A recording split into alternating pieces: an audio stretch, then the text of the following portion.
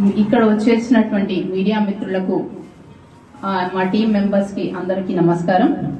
ఈ రోజు మేము ఆల్ ఇండియా ఆజాద్ కాంగ్రెస్ పార్టీని ప్రారంభిస్తున్నాము.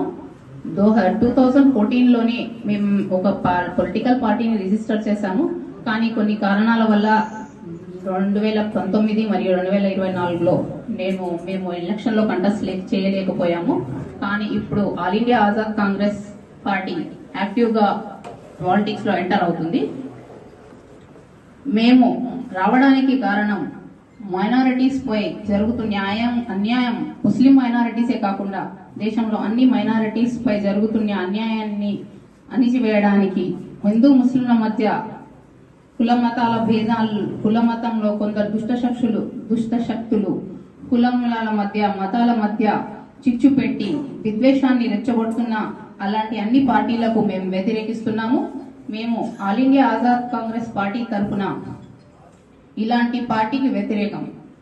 మేము ఇలా మైనారిటీస్ పై జరుగుతున్న మాబ్ లించింగ్ సంఘటనలకు వ్యతిరేకంగా పోరాడడానికి all India Azad Congress party మా బ్యానర్ ని పబ్లిక్ లో తీసుకొచ్చింది.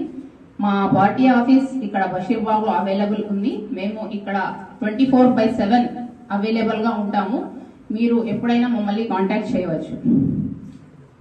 మా పార్టీ 2 అజెండాల మీద పనిచేస్తుంది. మొదటగా మైనారిటీస్ పొలిటికల్ రిజర్వేషన్ల మీద మరియు మైనారిటీస్ అట్రాసిటీస్ యాక్ట్, ఈ 2 అజెండాల మీద మేము పార్లమెంట్ లో డిమాండ్ పెడుతున్నాము. పార్లమెంట్ లో మేము పోరాడతాము.